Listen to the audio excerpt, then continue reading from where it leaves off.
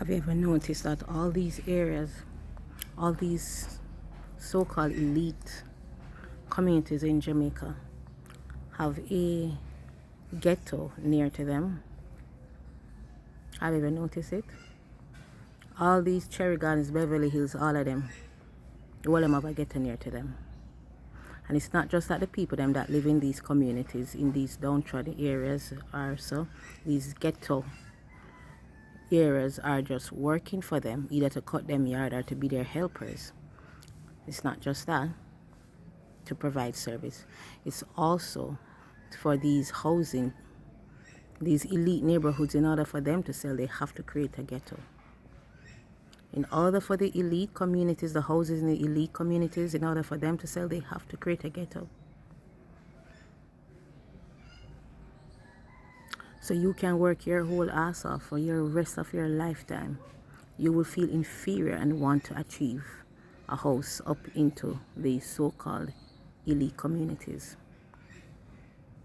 And it creates the vision of classism. And people who think that they're actually better than the other, and those who think they are lesser than. No, the earth doesn't know uptown or downtown.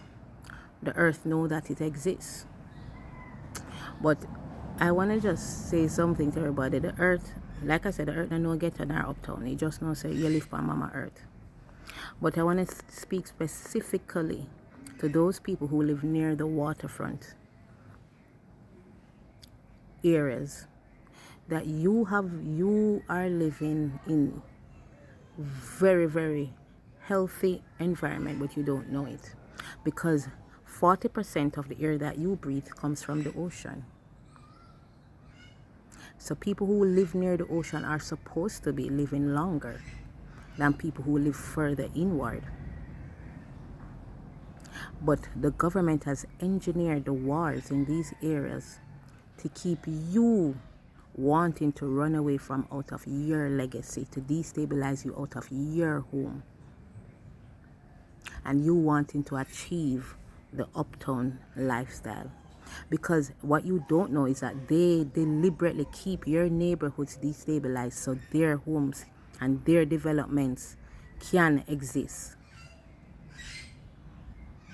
It is deliberately done. Years ago in Brooklyn, when Brooklyn had a lot of war in it, you know, what they did, that's how they destabilized Brooklyn. They get, and the people them run out and say war and all type of things are going on in Brooklyn. And then after that, the same people cannot buy a house, and a lot of people run away, leave them homes. Other people sell them home for less. And after that, they could not buy back a home in Brooklyn right now, because the same government came and developed the areas. It's called gentrification as well. Now you people, I guarantee you, if you run out of your home in these neighborhoods near the waterfront, I guarantee you that the government will improve them immediately, and you can buy back a house. And not only that, they'll be more expensive than the houses in Cherry Gardens or Beverly Hills. So it's up to you right now it's all about mindset. See beyond what they're doing and improve your housing, improve your conditions as well if you can. And you can start by even cleaning up your environment. Because a lot of us in these areas, in the ghetto, we are very nasty. Uptown people nasty, but a lot of us in the ghetto areas are very untidy. Because we just say that a ghetto we live in, so we just run down our place and become very nasty. You can improve your neighborhood just by cleaning up your space.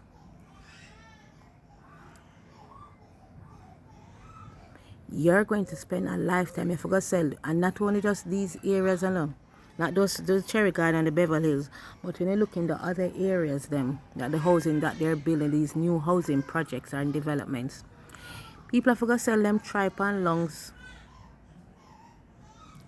for try buy them. So it's up to you to know that you're living in a good space and develop where you're living. Develop where you're living. And don't let the government run you off of your legacy. Don't let them destabilize you out of your stability. Because that's what they've been doing. They deliberately run these communities down, and one of the things what they do is put churches in these communities. You will not find a church in Beverly Hills or into Cherry Gardens. You will not find it there. Because they know that churches are low vibrational, and it runs down the cost of the houses in the community. They will not even put police stations in those communities because it runs down the value of the because police stations, churches, and those things are low vibrational buildings, and they are Masonic buildings, and they will run the value down of your home.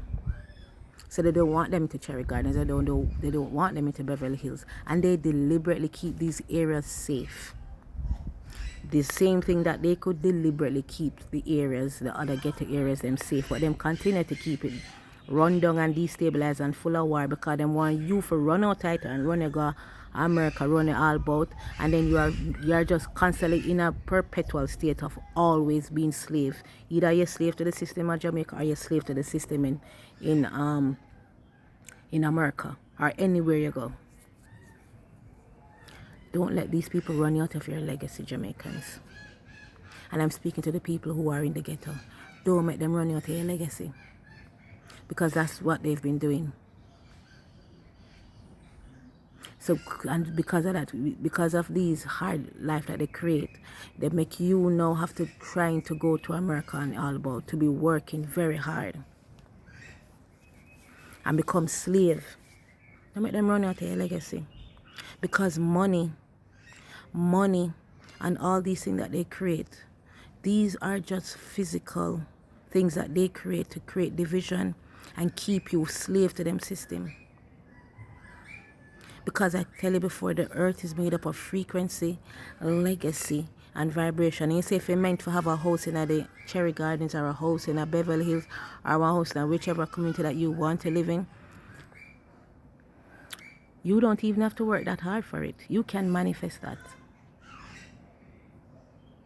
And if it's meant for you to have it, you will have it. If it's meant for you to have it.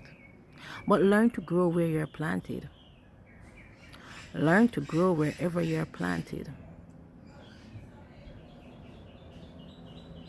Because we all run out of the ghetto. What you have is that these areas, they end up, if everybody that in the ghetto, they have the intelligence. When them have little money, them run out of the area. What the area does, there's no one in the community to really hold up the community and make it look proper, or for hold the energy and the frequency together. And or for anybody to look up to as role models, because everybody who had the money run out. I know you have awful neighbors and so forth, but they will take themselves out. Trust and know. But don't let the people them run you out of your legacy. Don't let the government run you out of your legacy. Don't let the system run you out of your legacy. Because when you come out of your legacy, you have to become a slave, full-time slave, to maintain that house up in Cherry Gardens or in Beverly Hills or whichever neighborhood. Because their whole reason of having these elite neighborhood is not just for division, it's for you to always be working hard to try to achieve that. And you're not going to be able to achieve it. Be comfortable with what you have. Be grateful for what you have. And if you're not grateful and you can't take care of your home that you have in the ghetto, how are you going to be able to take care of the house that is in the so-called elite neighborhoods? And I know a lot of people in the ghetto, it's all about mindset. People, you live in the ghetto, change your mindset. Change that nasty mindset. Because if you all change that nasty mindset, you can improve. You know, if you can build a house now, but you can start by cleaning up your space. Clean up your space. And you will see how your life improves. Remember now, angels don't dwell in a dirty vessel.